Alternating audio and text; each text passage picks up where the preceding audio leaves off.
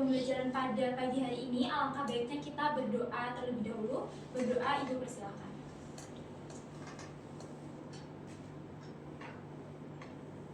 Oke, berdoa kita cukupkan. Oke anak-anak, adakah yang tidak masuk pada hari ini? Semua. Oke, masuk semua ya. Oke, hari ini Ibu akan menjelaskan materi mengenai pengantar humas dan keprotokolan.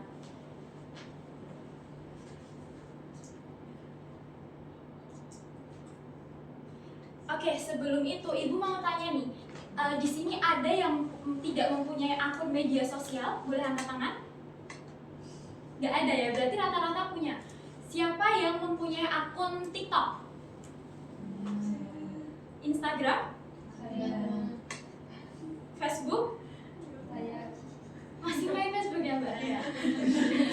Oke, nah Ibu mau tanya nih, pernahkah kalian melihat akun media sosial sekolah yang memposting kegiatan siswa? Nah, menurut kalian, apakah itu termasuk dalam kegiatan humas? Ada yang mau menjawab? Saya Ibu. Oke, boleh Mbak Mufi? Itu termasuk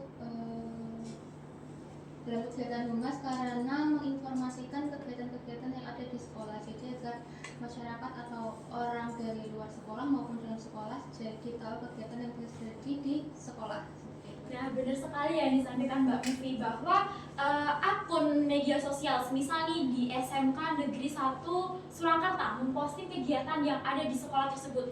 Misal ada kegiatan bakti sosial. Nah, hal tersebut merupakan salah satu kegiatan humas. Tujuannya akan kita bahas di slide selanjutnya. Oke, sebelum itu Ibu ingin menyampaikan tujuan pembelajaran kita pada pagi hari ini. Nah, Ibu harap nanti setelah kita belajar tentang humas dan keprotokolan, nanti anak-anak diharapkan dapat memahami apa sih itu kehumasan, memahami peranan humas, dan juga dapat memahami tentang tujuan dari humas itu sendiri. Oke, sebelum itu, apa sih itu humas? Nah, teman-teman, humas atau yang biasa disebut dengan hubungan masyarakat merupakan kegiatan organisasi untuk membangun hubungan baik dengan masyarakat. Nah, tujuan membangun hubungan baik adalah untuk mempermudah nih, semisal suatu organisasi atau suatu perusahaan ingin bekerja sama dengan instansi yang ada di humas tersebut. Nah, di sini humas juga berfungsi nih untuk menyampaikan informasi dan juga menjaga citra positif dari suatu organisasi. Oke, Ibu di sini akan menyampaikan peranan dari humas. Oke, peranan dari humas di sini ada sebagai komunikator. Nah, humas berfungsi untuk menyampaikan pesan dari organisasi kepada pihak-pihak terkait ataupun kepada masyarakat sekitar. Yang selanjutnya, di sini humas juga berfungsi sebagai pembangun citra. Nah, tujuannya humas adalah membangun citra positif dari suatu organisasi tersebut.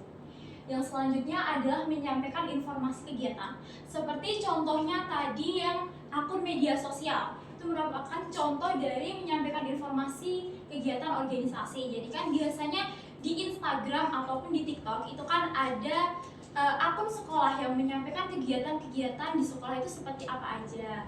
Nah, itu merupakan salah satu peranan dari humas itu sendiri. Yang selanjutnya di sini sebagai penghubung. Penghubung yang dimaksud di sini adalah sebagai komunikator, perantara yang menyampaikan apa sih kegiatan di humas itu seperti apa. Oke, selanjutnya di sini ada tujuan dari humas. Di sini Ibu merangkum menjadi 4 tujuan. Yang pertama adalah membangun citra positif suatu organisasi. Adanya humas di sini adalah untuk meningkatkan citra positif dari organisasi tersebut. Yang selanjutnya adalah menjalin hubungan baik. Tentu dengan adanya humas di sini diharapkan organisasi itu dapat terjalin hubungan yang baik antara organisasi dan juga masyarakat sekitar. Yang selanjutnya di sini memberikan informasi yang benar. Yang selanjutnya adalah menciptakan komunikasi dua arah. Tentu di sini humas tidak hanya menyampaikan informasi, namun juga humas menerima saran ataupun masukan dari masyarakat sekitar. Oke, sebelum itu Ibu ingin bertanya nih, dari materi yang Ibu sampaikan tadi mengenai apa sih itu kehumasan, peranan humas, dan juga tujuan humas, adakah yang ingin ditanyakan? Oke, Mbak Isan.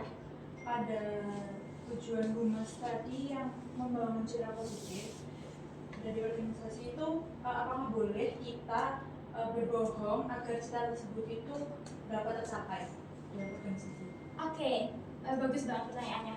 Jadi salah satu tujuan humas adalah membangun citra yang positif seperti itu ya. Nah, namun apakah kita boleh sih berbohong agar citra dari organisasi itu positif seperti itu ya? Nah, jawabannya tidak boleh ya Mbak Isan, karena selain membangun tujuan yang positif, humas di sini juga berperan menyampaikan informasi yang sesuai seperti itu. Oke, adakah yang ingin bertanya lagi? Ya, sudah ya. Oke, kalau tidak ada yang ditanyakan, boleh di-scan post-test di layar.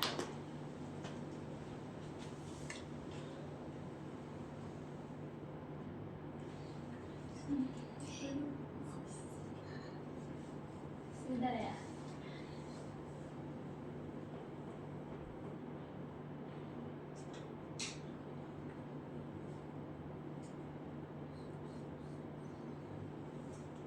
Oke, bisa di-scan.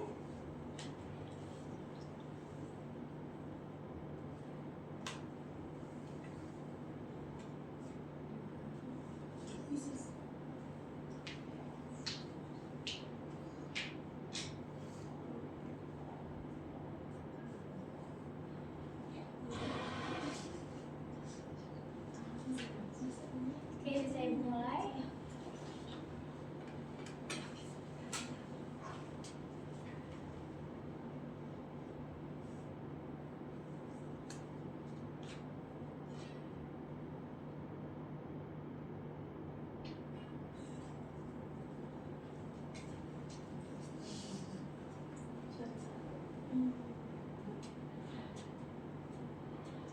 Oke, di sini dapat dilihat ya bahwa mayoritas dari teman-teman udah dapat menjawab benar. Oke, jadi dapat disimpulkan bahwa teman-teman udah paham nih apa sih itu humas, peranan humas, dan juga tujuan dari humas.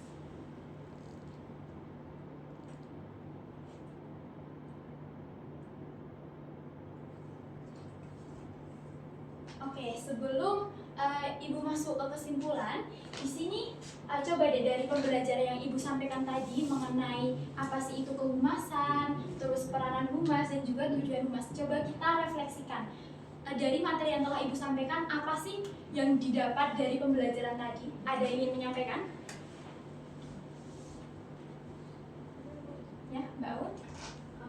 Dari yang saya pelajari hari ini, biasanya kita juga bisa menjadi humas diri sendiri. Contohnya lewat komunikasi yang seperti dijelaskan Ibu tadi, komunikasinya bisa lebih jelas, baik, dan juga menjaga citra kita.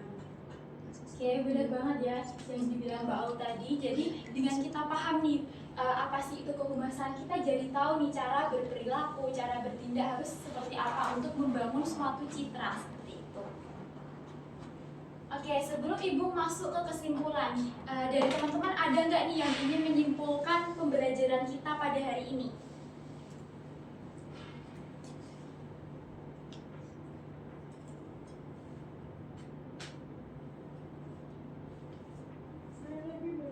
Boleh, Mbak Aul. Di sini menyimpulkan misalnya hari ini kita mempelajari apa itu humas dan bagaimana humas itu harus bertindak dan tugas-tugasnya apa saja. Dan yang paling saya highlight tadi adalah ketika membangun citra positif kita tidak boleh berbohong. Jadi kita harus menciptakan citra yang sesuai. Oke, benar banget ya yang disampaikan Mbak Aul tadi bahwa humas merupakan bagian dari suatu organisasi yang dimana humas ini menyampaikan pesan kepada masyarakat. Namun dalam penyampaiannya humas di sini juga tidak boleh berbohong, walaupun salah satu tujuan humas adalah menjaga citra positif dari suatu organisasi tersebut. Oke, di sini ada quotes menarik nih, boleh dibaca Mbak Kalia? Education is not the learning of facts, but the training of the mind. Jadi pendidikan itu bukan hanya tentang menghafal fakta, tapi melatih pikiran untuk berpikir. Nah, jadi makasih ya Mbak Kalia.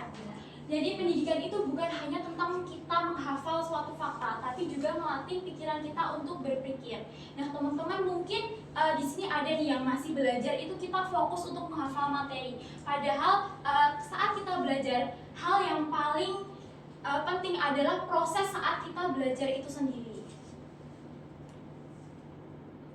Oke, sebelum Ibu akhiri, teman-teman jangan lupa untuk belajar mempersiapkan untuk materi kita pada minggu depannya lagi tentang keprotokolan. Nah, mungkin cukup sekian materi yang Ibu sampaikan. Kurang dan lebihnya Ibu mohon maaf. Wassalamualaikum warahmatullahi wabarakatuh. Waalaikumsalam warahmatullahi wabarakatuh.